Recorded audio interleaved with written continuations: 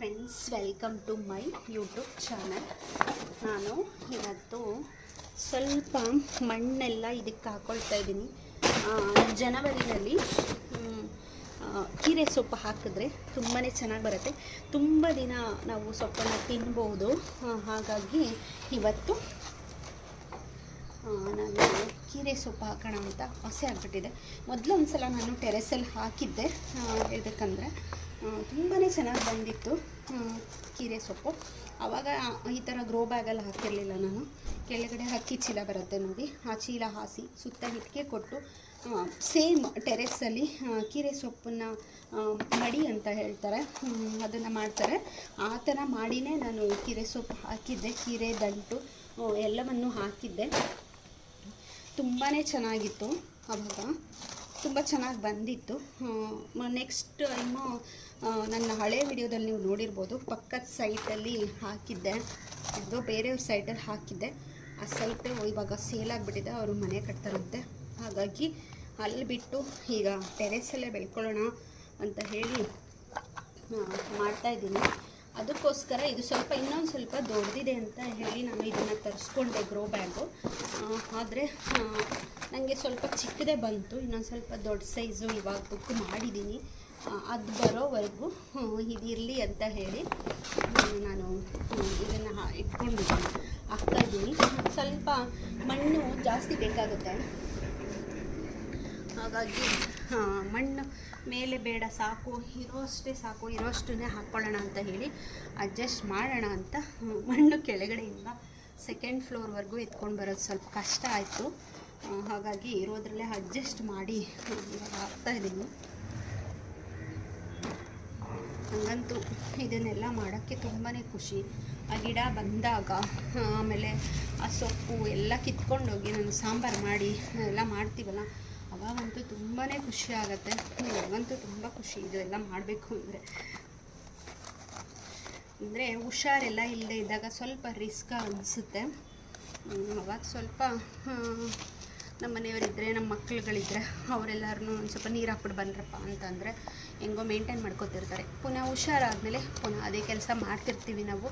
ಅಂದರೆ ಇಲ್ಲಿಗೆ ಬಂದಾಗ ಮೇಲೆ ಎಲ್ಲ ಗಿಡದ ಹತ್ರ ಎಲ್ಲ ಬಂದಾಗ ತುಂಬಾ ಖುಷಿ ಆಗ್ತಿರುತ್ತೆ. ಏನೇ ಟೆನ್ಷನ್ ಇದ್ದರೂ ಏನೇ ಇದ್ರೂ ಇಲ್ಲಿ ಬಂದಮೇಲೆ ನಾವು ಮರಿತಿರ್ತೀವಿ.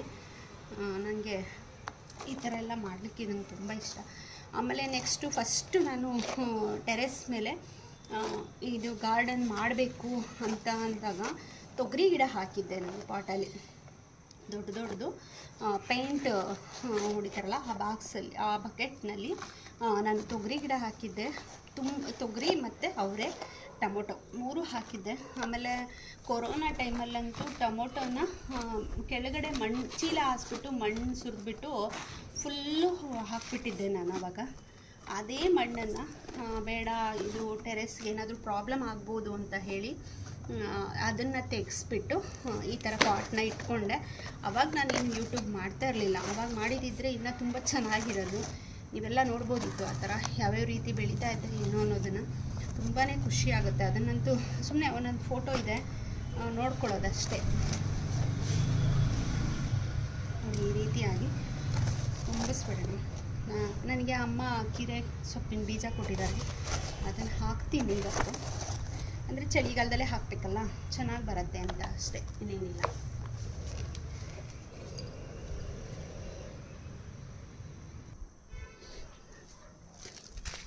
ಕೀರೆ ಸೊಪ್ಪಿನ ಬೀಜ ಕೊಟ್ಟಿದ್ದಾರೆ ಅಮ್ಮ, ಹಾಕ್ತಾಯಿದ್ದೀನಿ. ಇದನ್ನೆಲ್ಲ ಕ್ಲಿಯರ್ ಮಾಡ್ಕೊಂಡಿದ್ದೀನಿ ನಾನು, ಮಣ್ಣೆಲ್ಲ ಹಾಕಿ. ಅದರ ಜೊತೆಗೆ ಮಧ್ಯ ನನಗೆ ಈ ಥರ ಕಾಳು ಕೊಟ್ಟಿದ್ದಾರೆ. ಆ ಕಾಳು ಏನೋ ತುಂಬ ಚೆನ್ನಾಗಿದೆಯಂತೆ, ಅದನ್ನು ಹಾಕಬೇಕು. ಬೇರೆ ಪಾಟಿಗೆ ಹಾಕ್ತೀನಿ. ಅವರೇ ಕಾಳು ಎಲ್ಲ ಸೀಸನಲ್ಲೂ ಬಿಡತ್ತಂತೆ. ಇಲ್ಲಿ ನೋಡಿ, ಈ ಥರ ಇದೆ ಬೀಜ. ಇದನ್ನು ಹಾಕ್ತಾಯಿದ್ದೀನಿ ನಾನು. ನೋಡಿ, ಇದು ತುಂಬ ಹೆಲ್ಪ್ ಆಯಿತು. ನಾನು ಕಟ್ ಮಾಡಿದೆ ಇದ್ದಿದ್ದು, ಅದು ಫುಲ್ಲು ಇತ್ತಲ್ಲ, ಅದಕ್ಕೆ ಕಟ್ ಮಾಡಿದೆ. ಮಧ್ಯಪಟ್ಟಿ ಟೈಪ್ ಉಳಿಸ್ಕೊಂಡಿದ್ದೀನಿ. ಯಾಕೆ ಅಂದರೆ ಇದು ಇರೋದು ಸ್ಕ್ವಯರು, ಯಾವ್ಯಾವ ಶೇಪು ಆಗಿಬಿಟ್ಟಿದೆ, ಹಂಗೆ ಹೊಟ್ಟೋಗ್ಬಿಡತ್ತೆ ಅಂತ ಹೇಳಿ ನಾನು ಈಗ ಅದನ್ನ ಹಾಕ್ಕೊಂಡಿದ್ದೀನಿ. ಇದಕ್ಕೆ ನಿಜವಾಗ್ಲೂ ಗೊಬ್ಬರ ಇಲ್ಲ, ಗಿಡ ಎಲ್ಲ ಬರಲಿ ಫಸ್ಟು, ಆಮೇಲೆ ತರಿಸಿ ಗೊಬ್ಬರ ಹಾಕ್ತೀನಿ. ಇದಾದಮೇಲೆ ಎಲ್ಲ ಫುಲ್ಲು ಮಿಕ್ಸ್ ಮಾಡ್ಕೊಂಡ್ಬಿಡ್ತೀನಿ.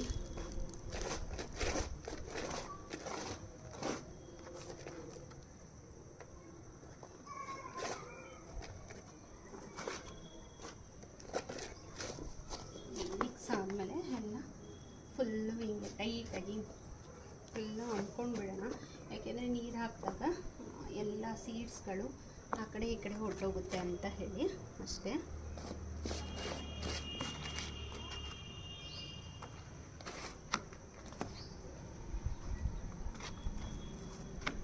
ಇದನ್ನು ಹೀಗೆ ಮಾಡ್ಕೊಳ್ಳೋಣ. ಇದಕ್ಕೆ ನೀರು ಹಾಕಬೇಕು ಅಂದರೆ ಮಳೆ ನೀರು ಟೈಪ್ ಹಾಕಬೇಕು ನಾವು, ಆಯಿತಾ? ಇಷ್ಟ ಆಯ್ತಿದು. ಇನ್ನೊಂದು ಸ್ವಲ್ಪ ಡಬ್ಬಲ್ ಇದ್ದಿದ್ದು ಮಣ್ಣು ಹಾಗೆ ಉಳ್ಕೊಂಡಿದೆ, ಅದಕ್ಕೆ ಇವಾಗ ಪುನಃ ಇದನ್ನೇ ಹಾಕ್ತೀನಿ. ಇದು ಬೀಜ ಎಲ್ಲ ಅಂಟ್ಕೊಂಡು ಬಿಡುತ್ತೆ ಅಂತ ಹೇಳಿ ಈ ರೀತಿ ತಗೋತಾ ಇದ್ದೀನಿ.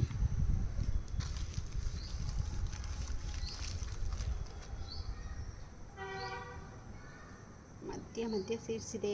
ಇಲ್ಲಿ ಇರೋದು ಅವರೆಕಾಯಿ ಬೀಜ ಮತ್ತು ತೊಗರಿ ಬೀಜ ಮತ್ತು ಅವರೆ ಬೀಜ, ತೊಗರಿ ಬೀಜ, ಅಲಸಂದೆ ಬೀಜ ಇದೆ ನೋಡೋಣ. ಆಮೇಲೆ ಹಾಕ್ತೀನಿ ಪಾಟಿಗೆ. ಅದು ಬನ್ನಿ, ಅಲ್ಲಿದೆ ತೋರಿಸ್ತೀನಿ ಅಂತ. ಇದು ಮಿಕ್ಕೊಂಡಿರೋದು ಮಣ್ಣು ಡಬ್ಬಲ್ ಇತ್ತಲ್ಲ ಅದಿದು.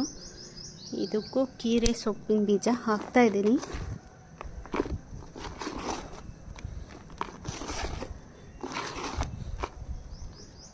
ಟೆರೆಸಲ್ಲಿ ಏನಂದರೆ ಗಿಡಗಳನ್ನ ಬೆಳಿಬೇಕಾದ್ರೆ ನಮಗೆ ಯಾವುದು ಯೂಸ್ ಆಗುತ್ತೋ ಅದನ್ನು ಮಾತ್ರ ಬೆಳ್ಕೊಳ್ಳೋಣ. ಯಾಕೆಂದರೆ ಶೋ ಗಿಡ ಅವೆಲ್ಲ ಇಟ್ಕೊಂಡ್ರೆ ಸ್ವಲ್ಪ ಕಷ್ಟ ಆಗುತ್ತೆ. ಜಾಸ್ತಿ ಇರೋರು ನಾನು ಮೇಂಟೈನ್ ಮಾಡ್ತೀನಿ ಅನ್ನೋರು ಇಟ್ಕೊಳ್ಬೋದು. ಇದು ಆಯಿತು. ಇದಕ್ಕೆ ನೀರು ಹಾಕಬೇಕು. ನೋಡಿ, ನಿಂಬೆ ಗಿಡ ನಿಮಗೆ ತೋರಿಸ್ಬೇಕು ಎಷ್ಟೊಂದು ಕಾಯಿ ಬಿಟ್ಟಿದೆ ಅಂತ. ಪುನಃ ಚಿಗುರಿ ಹೂ ಬಿಡ್ತಾ ಇದೆ, ಕಾಣ್ತಾ ಇರ್ಬೋದು ನೋಡಿ, ತುಂಬಾ ಚೆನ್ನಾಗಿದೆ. ನಾನು ಮಧ್ಯ ತುಳಸಿ ಹಾಕ್ಕೊಂಡಿದ್ದೀನಿ. ಹಾಗೆ ಇದು ನಿತ್ಯ ಪುಷ್ಪ ಅಂತೂ ಯಾವಾಗಲೂ ಅದೇ ಬಿದ್ದುಬಿಟ್ಟು ಗಿಡ ಬರ್ತಾ ಇರುತ್ತೆ, ತೆಗಿಯೋಕ್ಕೆ ಹೋಗಲ್ಲ. ರೋಸ್ ಇದೆ. ನನ್ನ ಹತ್ರ ಯೂಸ್ ಇಲ್ಲದೆ ಇರುವಂಥ ಗಿಡ, ಶೋ ಪ್ಲ್ಯಾಂಟ್ಸು ಏನು ಆ ಥರದ್ದು ಯಾವುದೂ ನಾನು ಮೇಲಿಟ್ಕೊಂಡಿಲ್ಲ. ಸಾಮಾನ್ಯ ದಾಸವಾಳ, ಅದು ರೋಸು, ಈ ಥರದ್ದು ಮಲ್ಲಿಗೆ, ಫ್ರೂಟ್ಸ್ ಗಿಡ ಮತ್ತು ವೆಜಿಟೇಬಲ್ಸು, ತರಕಾರಿಗಳನ್ನ ಹಾಕ್ಕೊಳ್ತೀನಿ. ಆ ರೀತಿಯಾಗಿ ಇದೆ ನೋಡಿ. ಇದೆಲ್ಲ ಫುಲ್ಲು ದಾಸವಾಳ. ಈಗ ಸ್ವಲ್ಪ ಹೂವು ಕಡಿಮೆ ಆಗಿದೆ. ಇದಕ್ಕೆಲ್ಲ ಗೊಬ್ಬರ ಹಾಕಬೇಕು. ಇದು ವಾಟರ್ ಆ್ಯಪಲ್ ಗಿಡ. ಇದೆಲ್ಲ ಸೊಪ್ಪು ಮತ್ತು ಚಪ್ರದ ಅವರೆಕಾಯಿ ಇದೆ. ಇಲ್ಲಿ ಮೆಣಸಿನ್ಕಾಯಿ ಗಿಡ, ಮಲ್ಲಿಗೆ ಗಿಡ ಎಲ್ಲ ಮಿಕ್ಸಪ್. ಇದು ಹೇಳ್ಬೇಕಂದ್ರೆ ಕನಕಾಂಬರ ಗಿಡ ಎಲ್ಲ ಮಿಕ್ಸು. ಇಲ್ಲಿ ಮಾತ್ರ ಸೇವಂತಿಗೆ ಗಿಡ ಇದೆ.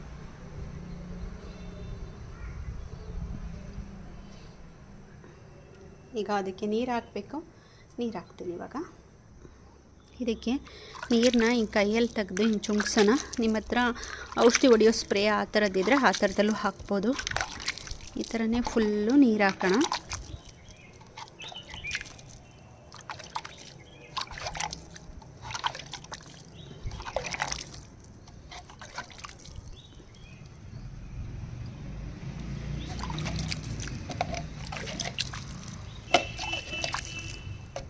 ಆ್ಯಕ್ಚುಲಿ ಇದಕ್ಕೆ ಗೊಬ್ಬರ ಹಾಕಬೇಕು.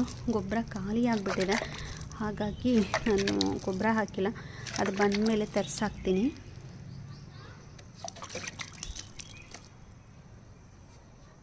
ಈ ವಿಡಿಯೋ ಇಷ್ಟ ಆದರೆ ಲೈಕ್ ಮಾಡಿ, ಶೇರ್ ಮಾಡಿ, ಸಬ್ಸ್ಕ್ರೈಬ್ ಮಾಡ್ಕೊಳ್ಳಿ ಅಂತ ಹೇಳ್ತಾ ಈ ವಿಡಿಯೋನ ನಾನು ಮುಗಿಸ್ತಾ ಇದ್ದೀನಿ. Thank you.